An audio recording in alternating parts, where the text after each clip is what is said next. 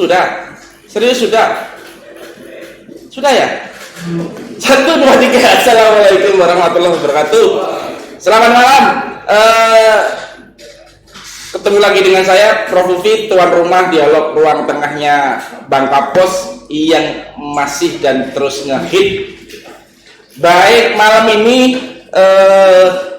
apa ya istilahnya ya? Ya oke lah, yang jelas teman-teman di newsroom tengah bekerja untuk editing besok pagi, dan hari ini kita kedatangan tamu dari Bangka Tengah. Sebenarnya ada dua pihak, yaitu KPU Bangka Tengah dan Bawaslu Bangka Tengah. Namun Bung Rusdi, Ketua KPU Bangka Tengah, masih dalam perjalanan dan nanti akan menyusul. Untuk sementara kita panggil teman-teman dari Bawaslu, Bung Robi dan Bung Andi, untuk kita apa ya namanya, kita persekusi di kursi ini. Bung Andi, Bung Rusdio, nggak siap ini. Oke, kita sambut tepuk tangan Bung Robi dan Bung Andi.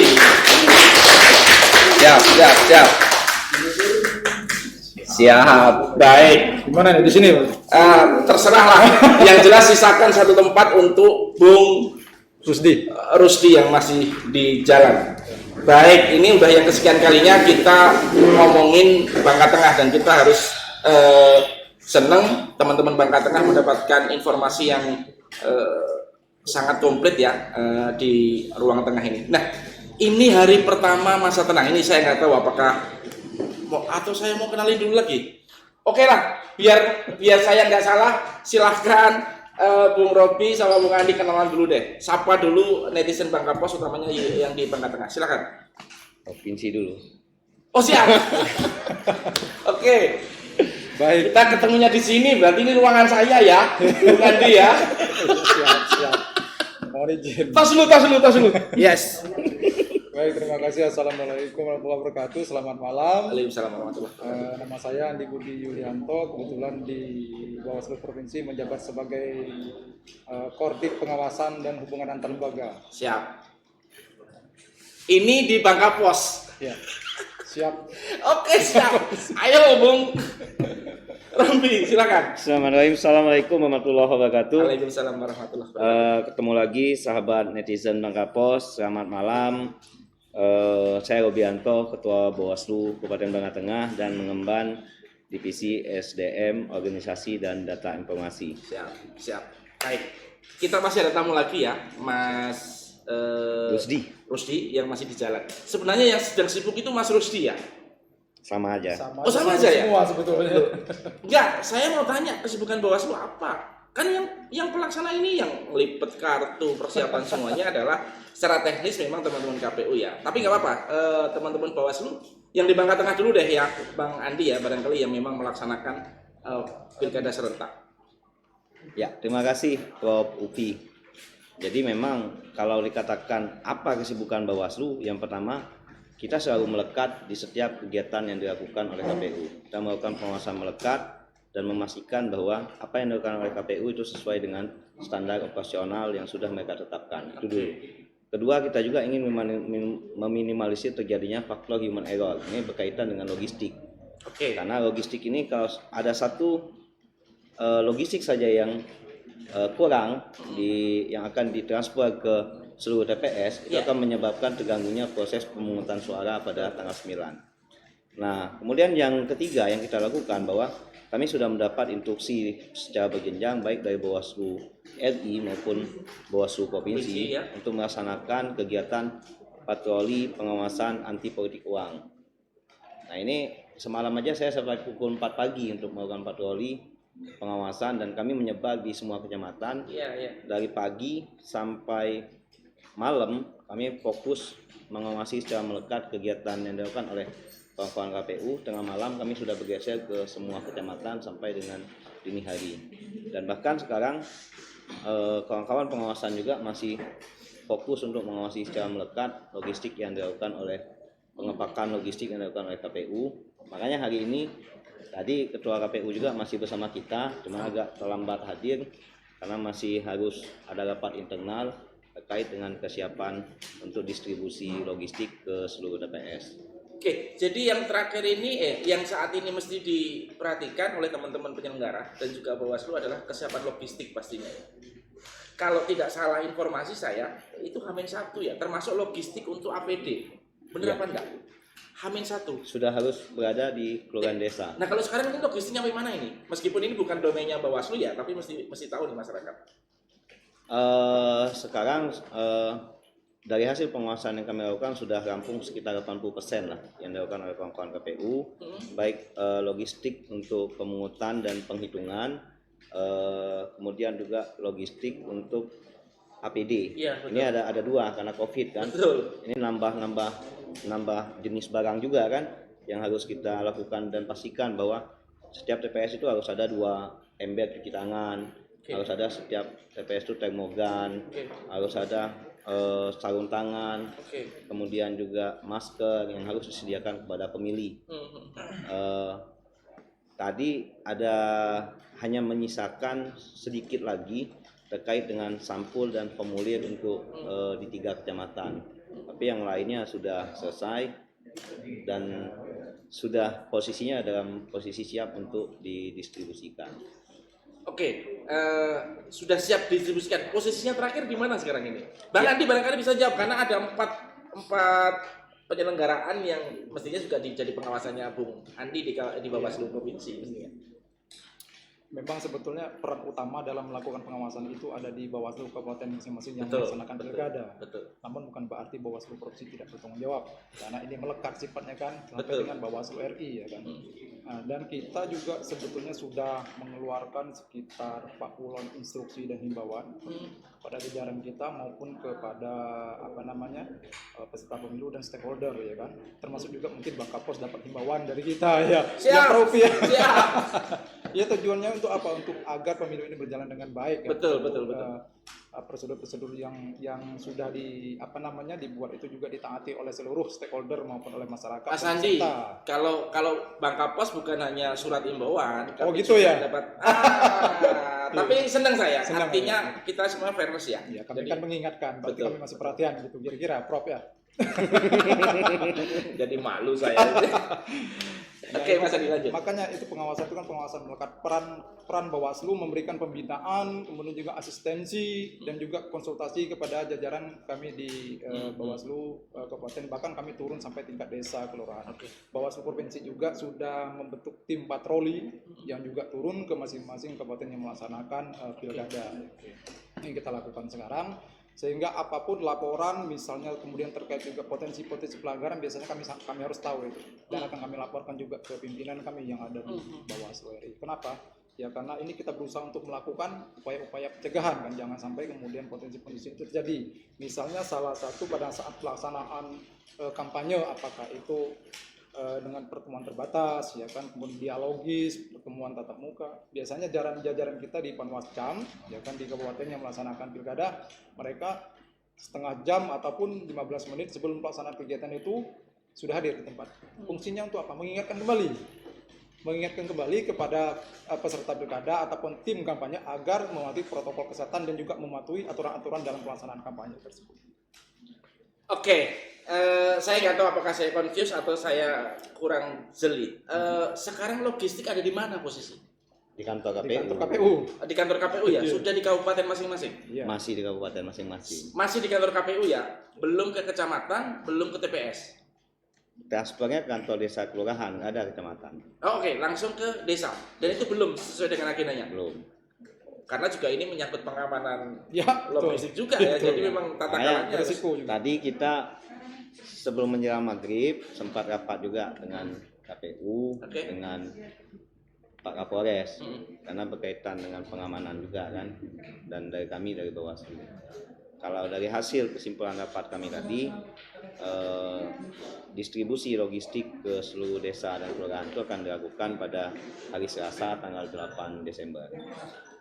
Selasa atau H-1 sebelum pemilu itu baru sampai ke TPS masing-masing. Ke kantor desa kelurahan. Baru kantor desa. Iya. Selasa. Terus sampai ke TPS Pagi dong, sebelum pemungutan. Rabu pagi. Iya. Loh siapa nanti yang jaga logistiknya kalau nggak Rabu pagi? Jaga logistik di TPS itu. Itu rawan. Kan ada Linmas. Apakah Linmas bisa? Tapi kita kan menjaga keamanan dari logistik ini tidak mudah, ya kan? Makanya pagi itu memang ini sudah setiap kali pemilu pilkada seperti itu. Pagi hari pemungutan suara. Oke. Untuk titik yang terjauh biasanya habis subuh sudah berangkat. Oke, jadi logistik itu datang sebelum pemilihan, pagi-pagi sekali. Kalau di hari Selasa barangkali teman-teman yang di TPS sedang bangun apapun persiapannya itu ya. Ya. Sementara logistik masih ada di kantor desa masing-masing. Pertanyaannya apakah logistik yang kartu suara dan sebagainya plus logistik tambahan yang APD ini juga nyampainya sama? Sama. Kalau yang APD misalnya apakah nggak datang lebih dulu barangkali di setting kerannya di mana gitu enggak ya? Enggak, semua sama. Sama ya? Sama. Gila ya ini ya. Jadi nggak ada simulasi Simulasi apa? dengan alat itu misalnya atau sudah ada mereka sudah tahu alatnya seperti apa sudah tahu ya? Kemarin untuk simulasi nasional Bangka Belitung ini di Bangka Tengah sudah ada simulasi dengan mengundang seluruh stakeholder empat daerah yang pilkada di Bangka Tengah. Pangkalan Baru ya. Di Pangkalan Baru, Desa Padang Baru. Jadi kemarin ya kita simulasi dengan kondisi yang sesungguhnya bahkan. Iya, real. TPS-nya dibuka sampai pukul 13.00. Ini main benar KPU. Simulasinya time live terus Iya. dari pagi Sampai selesai. Misalnya biarin dulu ketua KPU-nya karena udah telat nanti aja kalau nggak Iya, telat, iya. biarin ya. Oke. Ada nggak yang bersangkutan? Hah? Biarin masih di jalan. Biarin ya. Nggak apa-apa kita ngomongin dia kan? Iya ya, makanya mumpung nggak ada orangnya kita omongin. Enggak. Jadi simulasi itu durasinya sama begitu ya? Sama. Durasinya sama. Sama. Oke. Mas Andi ini tanya. Kalau ngomong logistik sekarang ngomong jumlah yang bisa kita lihat apakah safe apa enggak. Dari 4 kabupaten yang melakukan pilkada itu secara jumlah aman. Kemudian toleransi tambahannya 2% atau 2,5% itu juga aman atau gimana? Dari logistik yang registernya. Dari informasi yang kami dapat semua sudah sudah dilengkapi oleh jajaran KPU karena ini kan secara teknis KPU yang melengkapi kita hanya dalam posisi mengawasi. Memang kemarin sempat ada surat suara yang tertukar. Ini karena pengiriman dari pihak ketiga sebetulnya. Ya kan pihak ketiga setelah dipercatakan kemudian tertukar, namun itu kan sudah dilakukan pengiriman kembali oleh pihak ketiga. Sampai dengan hari ini kita tidak mendapat terkait dengan kekurangan logistik dari jajaran KPU yang disampaikan oleh jajaran Bawaslu Kabupaten yang akan melaksanakan pilkada.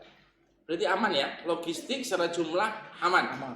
Sudah diambil sampelnya juga aman. Gambarnya nggak ada yang salah. Jangan-jangan nanti calon Bangka Tengah munculnya di Belitung Ya, Timur. gini Pak. Ya opo ya. Kan terkait dengan susu nih ya. Apa itu? Surat suara. Suara. Kalau nggak ada Oke. Ya. Surat suara, susu. Oke. Kan sebelum didistribusi ini kan KPU melakukan penyortiran. Oke. Penyortirannya berkaitan dengan gambar, kemudian Ya. tinta yang melebar atau enggak, surat suaranya bersih atau enggak, gambarnya jelas enggak, tulisannya jelas. Itu penyortiran. Nah, itu sudah selesai dilakukan. Habis penyortiran, pelipatan. Sambil ngelipat tuh nyortir lagi. Oh iya ya, ada persis itu ya. Lupa, saya udah lama gak jadi wartawan. Oke, aman ya? Insya Allah. Insya Allah. Insya Allah. Baik, oke lah. Kita terpaksa harus potong di sesi ini ya. Kan nggak enak juga kan? Kalau ini 3 sesi, karena yang datang tidak menghadiri 1 sesi, berarti nanti honornya kita. Baik, kita break dulu sambil menunggu kehadiran Ketua KPU Bangka Tengah, Bung Rusdi. Kita break 1-2 menit ke depan sambil menunggu kehadiran Bung Rusdi. 1-2 menit.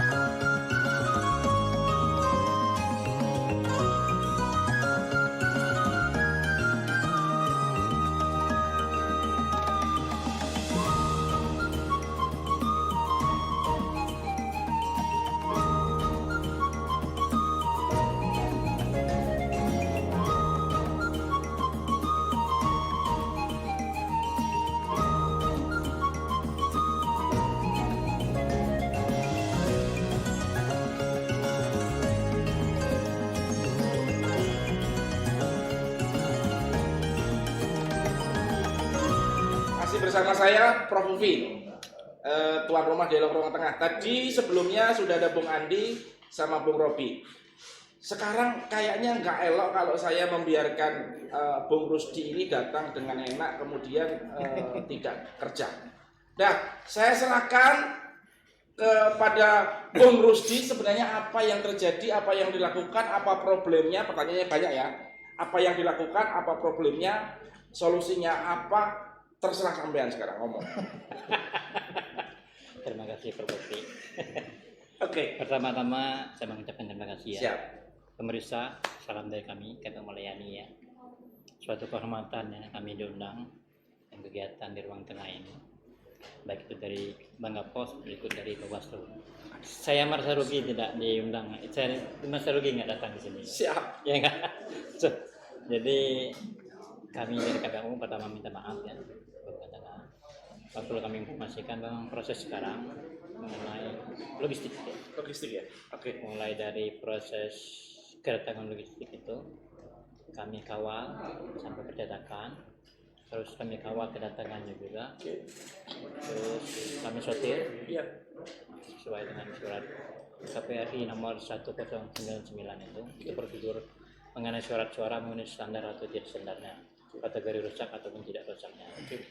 Setelah kami sortir sekian hari, emang awal mula setelah disortir memang banyak juga kekurangan ya, sebanyak 956 ya kekurangan.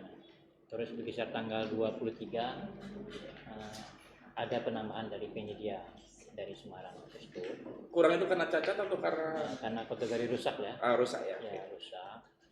Dan sudah kami sortir kekurangan tersebut, malahan ada kelebihan 24 surat suara. 24 biji. 24 surat suara. 24 biji kok dihitung ya? Oh, memang harus gitu ya? Ya. Oke. Dan sekarang kami sudah melakukan pengapakan sampai malam ini. Sebelum azan maghrib sudah 3 kecamatan yang kami pak ya. Oke. Semua jenis logistik termasuk APD, EPD juga. Sekarang masih berjalan, kami selesaikan 3 kecamatan tadi, insya Allah selesai malam ini. 3 kecamatan? Ya, Aman ya intinya ya? insya Allah. Selagi ada Prof. Baik, logistik aman. Sekarang pelaksanaan kira-kira kesiapan teman-teman di lapangan aman nggak? TPS. Enggak kan? Sebentar. Ini mestinya lebih simpel ya teman-teman daripada pilpres yang disambut dengan pileg ya. Karena kartu suaranya hanya satu ya. Kartu suara hanya satu, jadi simpel, tidak ribet. Kalaupun belibet sekarang sudah terdeteksi. Beda dengan yang kemarin surat suaranya bejibun ada 5. Jadi aman ya Bang Rusdi ya? Insya Allah. Suara-suaranya kecil, ukurannya kalau 2 pasangan calon itu 18 kali 23. Masih besar, ukuran A4 masih. Oke. Jadi gambarannya surat-suaranya ada contoh nggak? Nggak bawa kita, tapi cukup kecil. Oke. Sehingga mempermudahkan KPPS untuk memberi suara kepada pemilih dalam keadaan terbuka, dengan harapan bahwa pemilih tidak keliru terhadap suara. Lagian kalau Bangka Tengah cuma 2 kok ya. Iya. Simpel Bangka Tengah itu kerjanya enak, ya kan? Beda sama Bangka Selatan. Selatan 4, ribet semuanya. Bangka Barat. Bangka Barat juga 3. Tapi memang yang berat di teman-teman Bawaslu karena kalau 2 calon itu mesti Hektar. persaingannya Ketat. Oke, logistik siap sekarang. Nah, yang sekarang perlu masyarakat tahu adalah proses pencoblosan, ya kan? Itu juga udah tahu apa yang dilakukan, harus bawa masker, jadwal mereka datang harus tepat waktu sesuai undangan, betul nggak? Itu secara instansi ya. Betul. Mestinya Bang Rusdi ngomong sekarang. Artinya undangannya jam berapa? Karena ini juga masalah COVID-19. Ya. Bang Rusdi gimana? Undangannya apakah baik jam apa enggak? Undangannya sesuai dengan surat pemberitahuan C itu. Kalau dulu sering disebut dengan C6, sekarang C pemberitahuan itu. Dari nomor urut 1 sampai 50 itu memang tertulis jadwalnya jam 7 sampai jam 8. Dari nomor urut 51 sampai 100 itu jam 8 sampai jam 9. Oke. Tapi tidak menutup kemungkinan mereka datang tidak sesuai dengan jadwal, tapi tetap kami fasilitasi. Mengapa kami atur mengenai jamnya itu? Dengan maksud supaya mengurangi kerumunan di Betul, TPS. betul. Satu TPS berapa? Maksimal 300 ya? 500. 500. Oke, ini penting. Ini menurut saya perlu di-quote. Jadi teman-teman pemilih di undangan itu ada tulisan undangan dan jam pastinya ya. Nah, karena ini juga untuk mengantisipasi pencegahan penularan COVID-19, di undangan teman-teman itu ada jamnya. Nomor urut 1 sampai dengan 50 itu jam 7 sampai jam 8. Kemudian 51 sampai 100 jam 8 sampai 9. jam 8 sampai jam 9, 101 sampai 150. Jam Berikutnya ya. yang jelas sudah ada ya. Ya. Oke. Meski demikian KPU masih menoleransi atau di TPS masih menoleransi ketika nanti tidak bisa datang sesuai dengan jamnya, masih diberi kesempatan. Nah, ini mekanisme gimana? Apakah harus di akhir atau boleh serta-merta intercept di situ di urutan? Bung Rusdi. Sesuai dengan kehadiran, karena mereka memberi surat pemberitahuan itu berikut menunjukkan identitas dirinya, apa KTP ataupun surat keterangan dari Dukcapil. Jadi undangan jam itu nggak penting dong? Dikatakan penting tujuan untuk protokol kesehatan. Oke, ini memang karena saya paham banyak PKPU yang juga masih tapi inti substansinya adalah penentuan jam itu untuk memastikan tidak terjadi kerumunan di TPS ya, mesti paham, jangan sampai nanti ayala-ayala atau ribut di TPS ya. Menurut saya ini hanya imbauan yang bisa dilakukan oleh teman-teman KPU dan Bawaslu, bahwasanya silakan datang kalau bisa sesuai dengan jam yang sudah ditentukan, itu pastinya.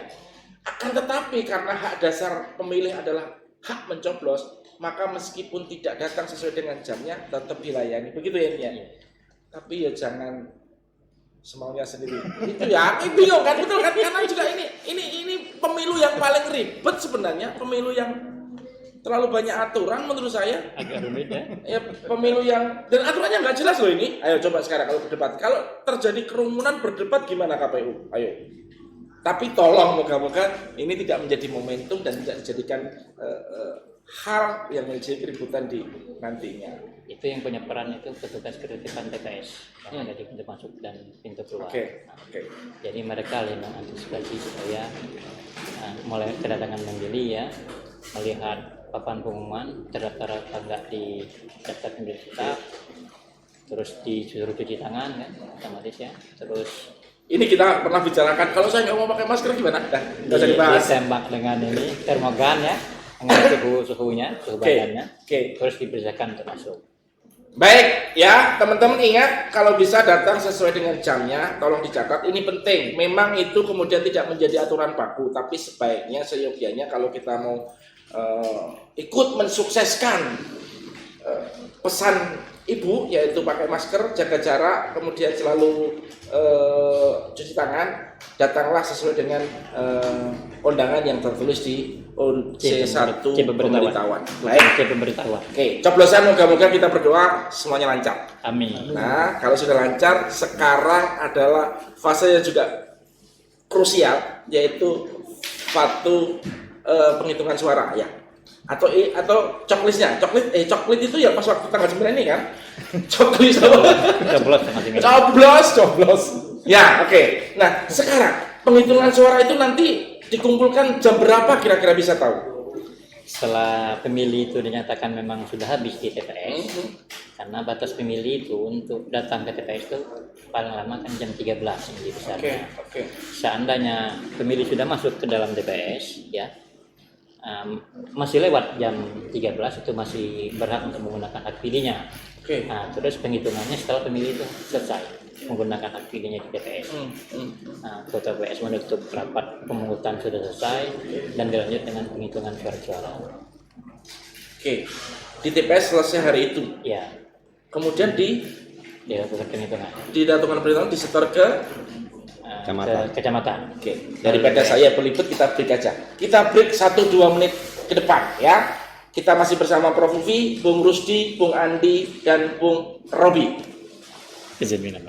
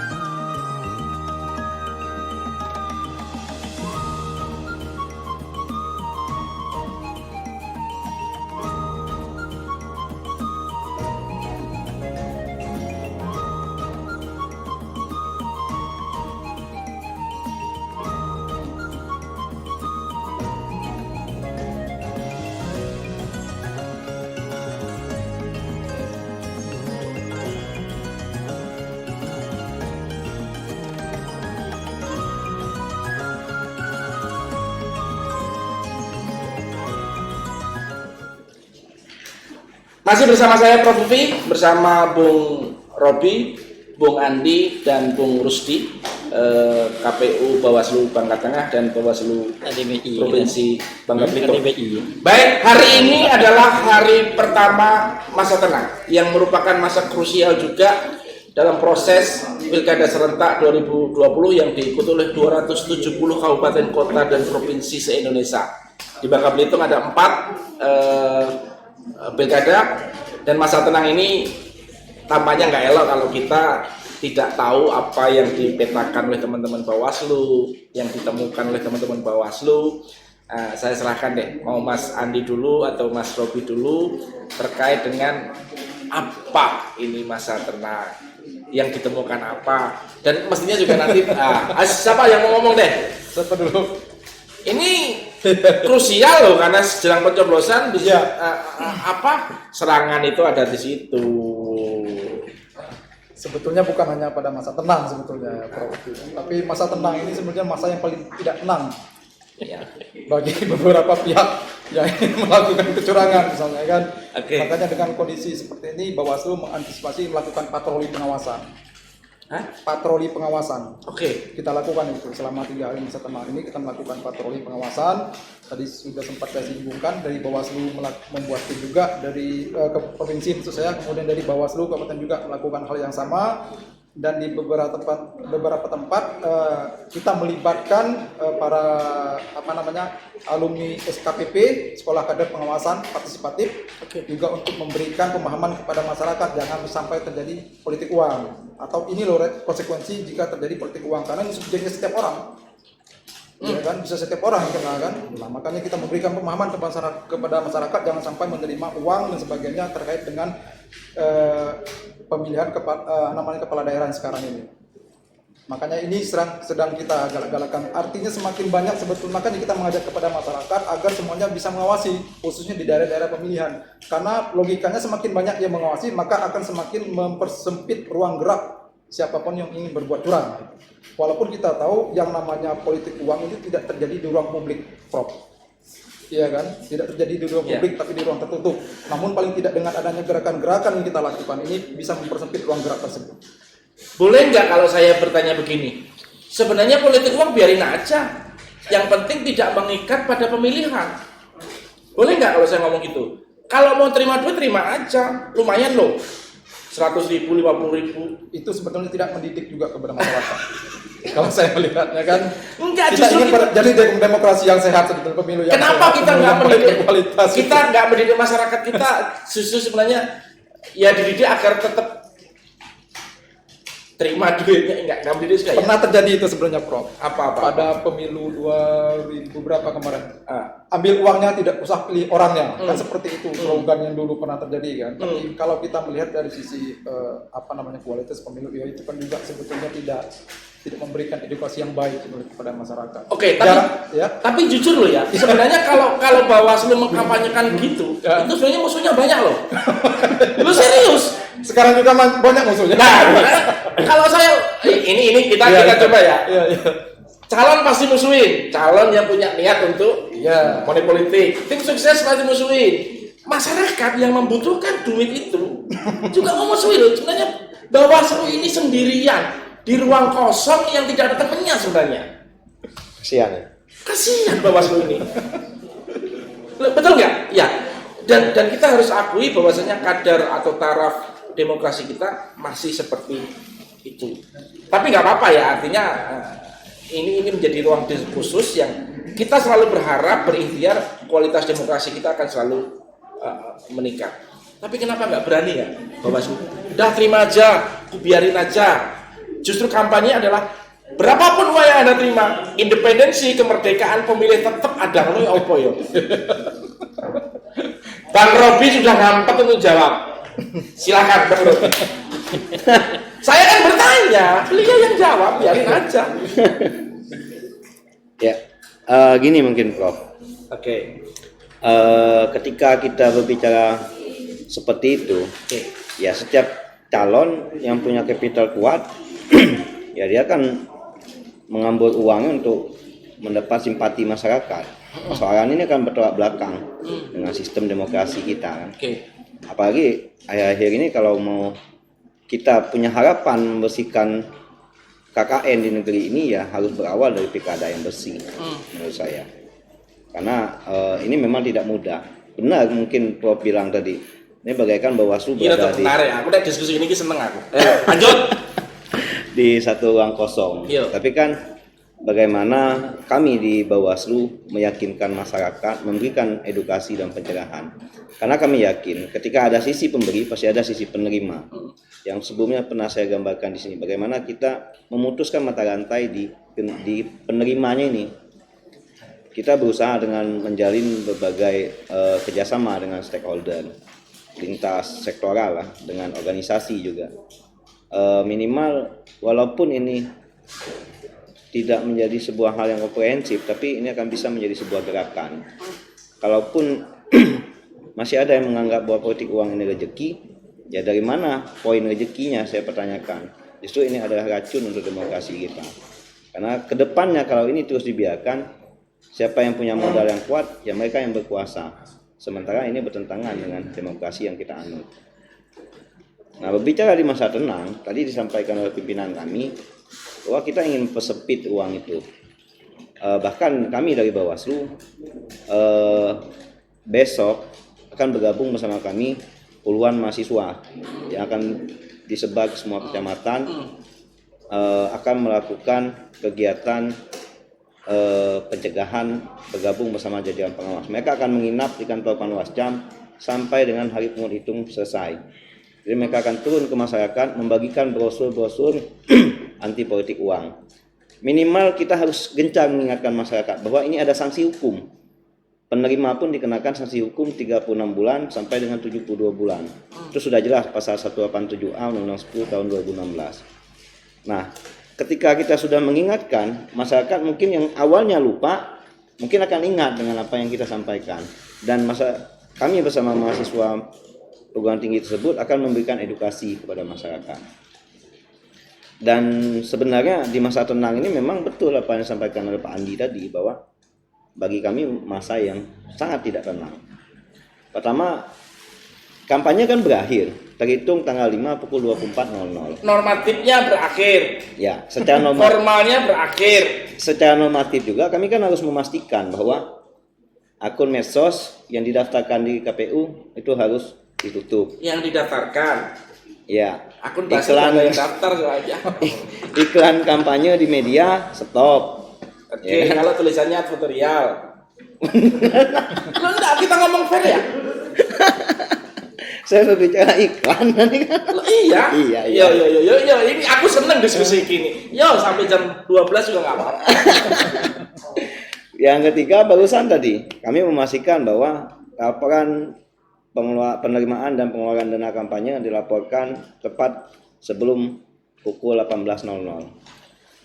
Oke, saya mau batasi soal politik uang nih, biar nggak melebar. Karena kualitas demokrasi itu ada di situ poinnya. Iya. Sekuat apapun Bawaslu, sekuat apapun teman-teman KPU mengawasi yang namanya politik uang, karena semuanya nicknya ada, utamanya pada pemilih. Mereka nggak mau nyoblos kalau nggak ada ini yang perlu kita diskusikan ya. Mereka juga malas. Mereka menganggap ini adalah ritual 5 tahunan, hak mereka mendapatkan loh ya. Seperti yang saya tadi bilang, Bawaslu ini musuhnya banyak loh. Betul nggak? Betul nggak? Yang penting jangan dimusuhin Pak Ufi aja. Baik, ini akan menarik. Kita akan ngomong soal politik uang. Kita break dulu karena kita mau pemanasan lagi untuk yang lebih panas soal politik uang. Karena ini sesuatu yang apa namanya seperti bisul ya, nggak kelihatan tapi ada, tidak terasa tapi ada sebenarnya. 1-2 menit ke depan soal politik uang. Saya nggak tahu.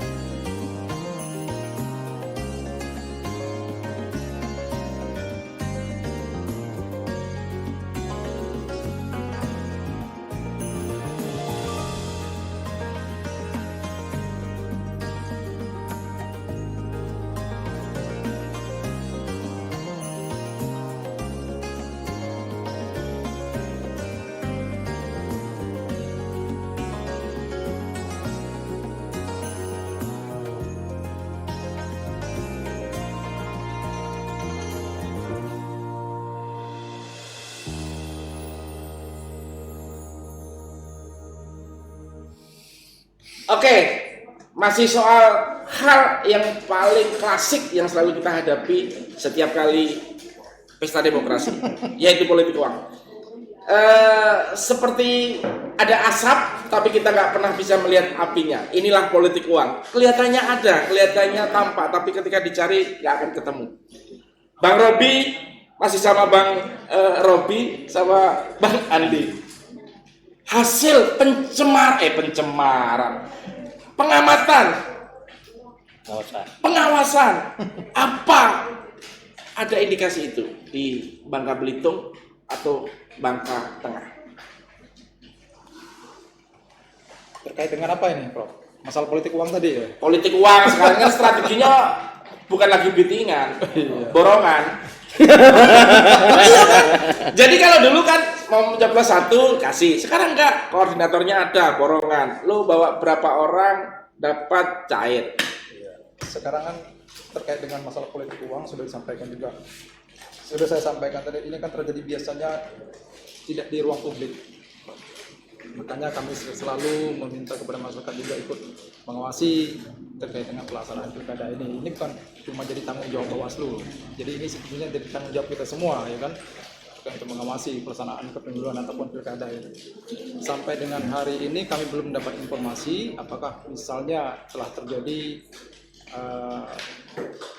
pemberian janji dari peserta pilkada dan sebagainya kepada masyarakat. Belum sampai hari ini belum. Tidak tahu ke depannya seperti apa kan, sampai hari ini tapi belum kan.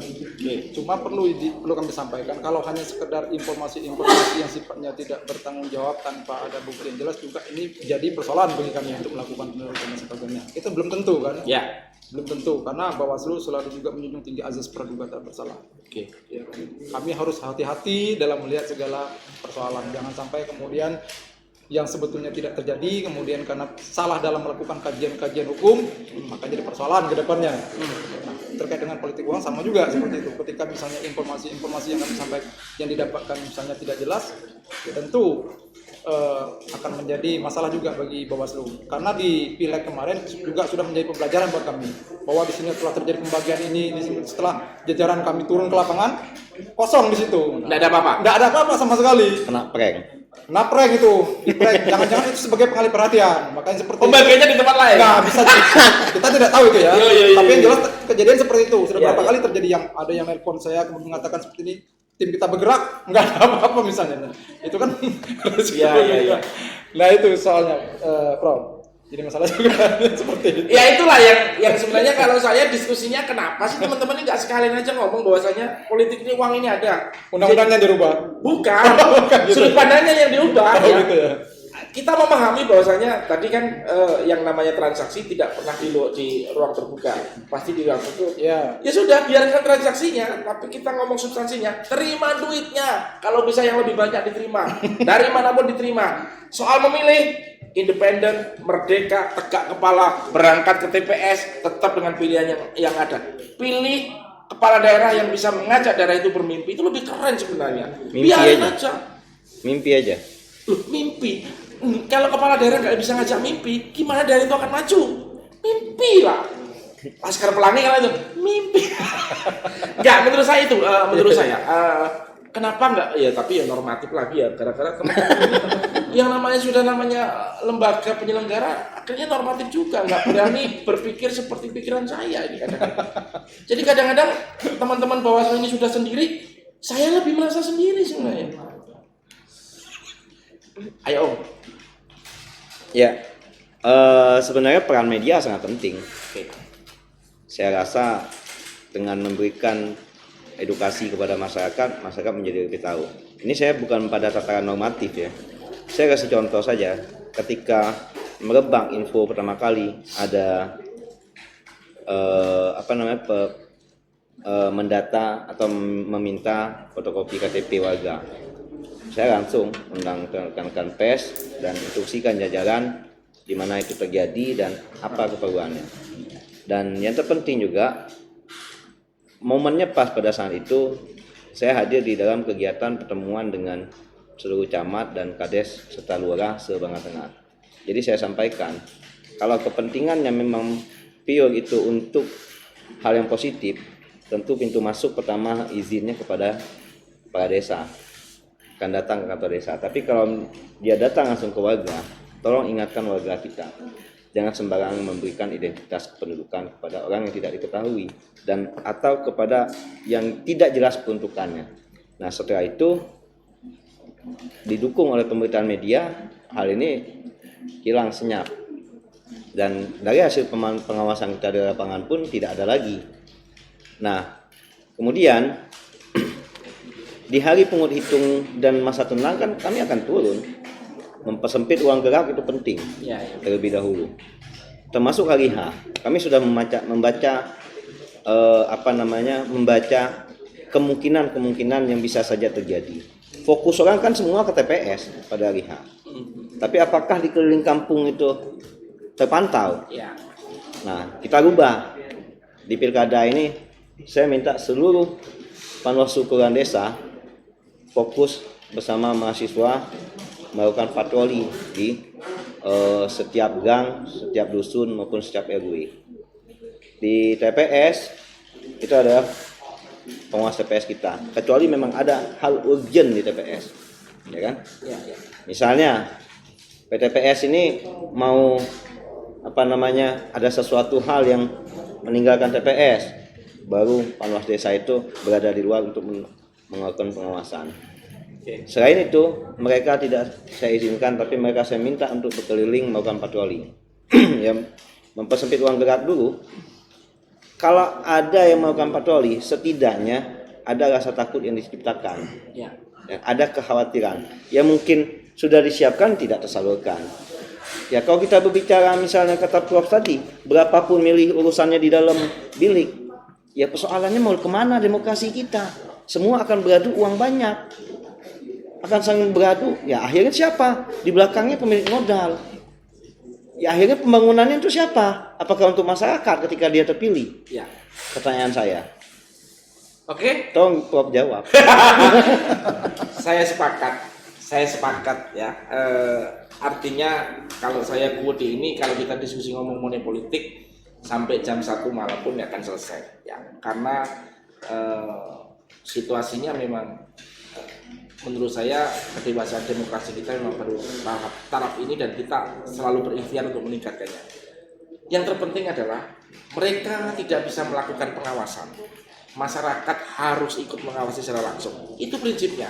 Sebenarnya dari tadi ngomongnya intinya cuma itu. Kalau ada yang menemukan langsung, merasa ditawari, ya langsunglah bergerak, karena itu pasti akan membuat demokrasi tidak sehat. Masa depan daerah itu juga akan terbeli oleh dirinya sendiri. Betul nggak? Baik, ini juga masa krusial. Bung Rusdi kalau nggak saya tanyain nanti nggak kerja dia. Partisipasi. Oke ya.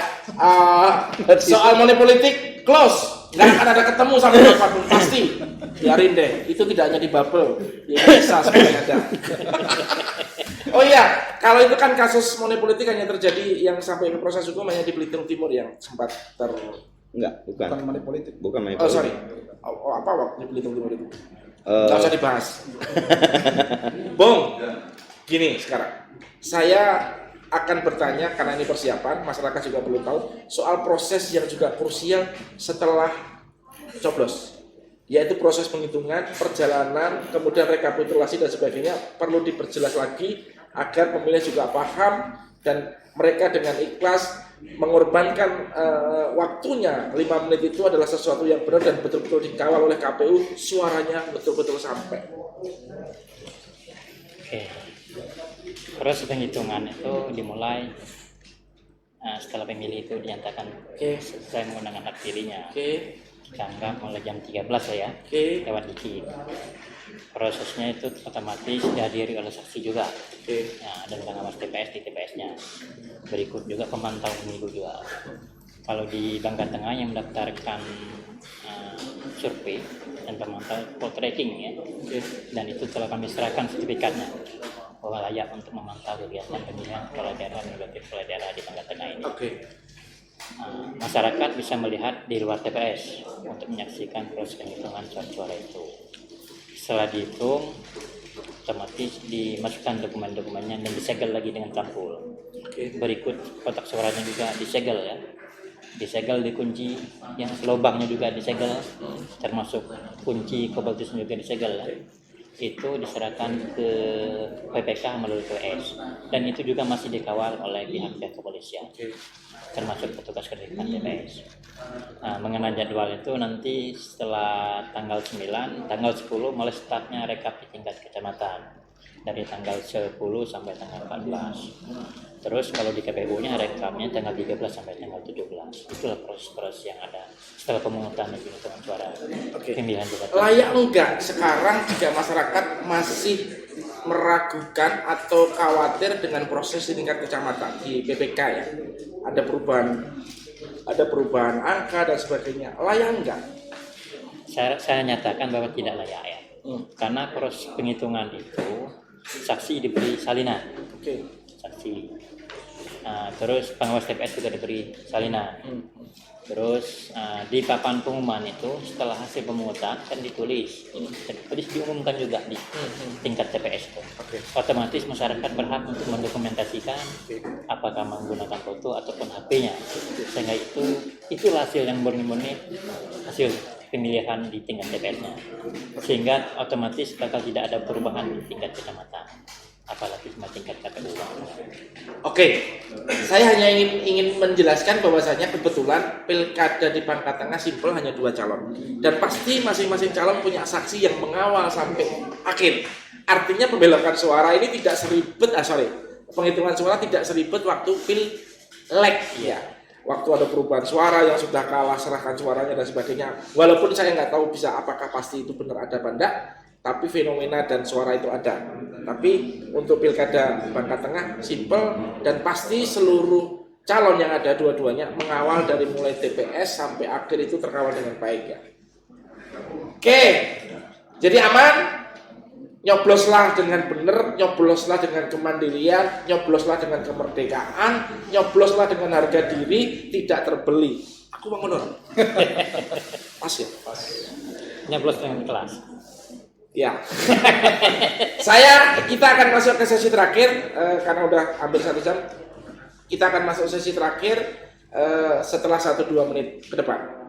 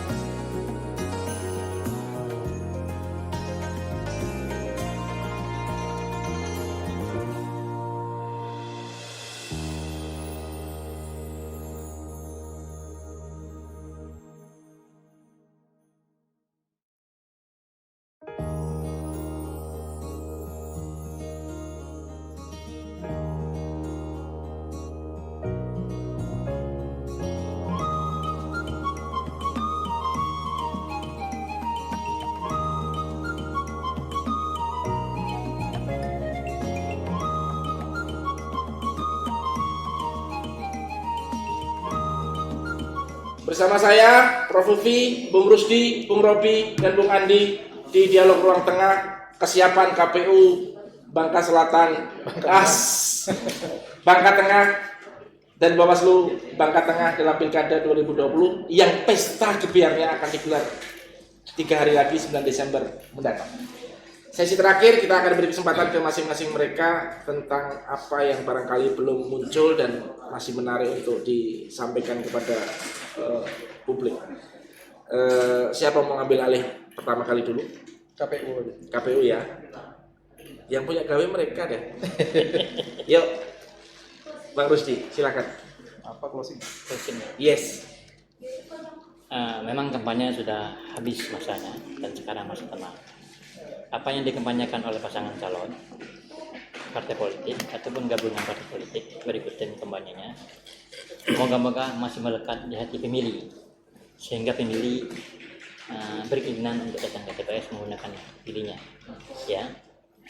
Dan masyarakat tidak perlu khawatir bahwa di TPS kita tetap mematuhi protokol kesehatan, ya, baik itu untuk penyelenggaranya, berikut pengawas TPS-nya, berikut juga saksi bakal dirapid. Dan protokolnya ada 12 item itu tetap kami gunakan untuk proses pemungutan suara. Sekali lagi ya, kami sangat harap masyarakat Bangka Tengah ikhlaskan diri untuk datang ke TPS, walaupun ini 5 tahun sekali, ya. Apa yang menjadi sumbangsi dari pemilih atau masyarakat menjadi amal ibadah. Sekian dari Kabupaten. Tambah estimasi berapa kepesertaan partisipasinya? Nah, kalau target nasional itu 77,5%. Bangka Tengah? Moga-moga sesuai dengan target. Kecil. Ya. Ya.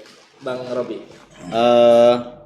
71 hari masa kampanye sudah kita lalui dan saya yakin pasangan calon sudah bertatap muka dan bertemu langsung menyampaikan visi misi program. Titik kampanye di Bangka Tengah ini luar biasa banyak. Dari hasil pengawasan kami mencapai sekitar 700-800an titik. Saya rasa sudah cukup komplit dah bagi masyarakat untuk menilai pasangan calon yang terbaik menurut mata hati mereka dan mata batin mereka. Dan berikanlah keleluasaan, ketenangan dan ciptakan kesejukan di masa tenang ini kepada masyarakat untuk mereka memilih. Biar mereka pada tanggal 9 nanti datang dengan penuh keikhlasan untuk memilih menggunakan hak pilihnya secara berintegritas. Tak perlu dipengaruhi karena tentu kami penyelenggara bersama KPU dan juga bersama masyarakat berharap yang sama bahwa yang terpilih adalah pemimpin yang berintegritas yang memang berasal dari pilihan rakyat. Untuk itu berikan ketenangan di masa tenang ini yang benar-benar tenang dan kondusif dan membawa kesejukan kepada masyarakat. Bawaslu akan selalu siap mengawal hak pilih yang diberikan oleh masyarakat. Bawaslu akan mengawal proses ini sampai dengan proses penetapan pasangan calon terpilih, yang mana kami akan memastikan proses ini berjalan dengan sesuai prosedur dan tidak ada intrik-intrik apapun. Siap. Tepuk tangan dong, lupa dari tadi nggak ada tepuk tangan. Terakhir, Bung Andi, petuah, saran, penutup apapun yang bisa disampaikan di Dialog Ruang Tengah. Baik, kalau misalnya boleh kita jujur, sebetulnya antara pilkada dengan kondisi sekarang COVID-19 tentu ini merupakan sebuah antitesa, di mana di pilkada sebetulnya perlu adanya pesta demokrasi yang kelihatannya harus menimbulkan kerumunan, tapi faktanya bahwa sekarang ini karena kondisi COVID-19 maka harus kita akui kita semua harus mengikuti, kita tahu menerapkan protokol kesehatan tersebut. Kalau boleh saya mengutip yang disampaikan oleh pimpinan kita bahwa terkait dengan protokol kesehatan, bahwa kita tidak bisa menghentikan turunnya hujan, kita tidak bisa menolak turunnya hujan, tapi kita bisa menghindari agar tidak basah, apakah dengan menggunakan payung, kemudian jas hujan, dengan menggunakan mobil, atau justru tetap tinggal di rumah. Artinya ketika misalnya kita tidak bisa menghentikan COVID-19 terkait dengan pilkada ini, maka kita bisa menghindarinya. Kita usahakan untuk menjaring agar tidak pada saat pilkada ini tidak menimbulkan klaster baru.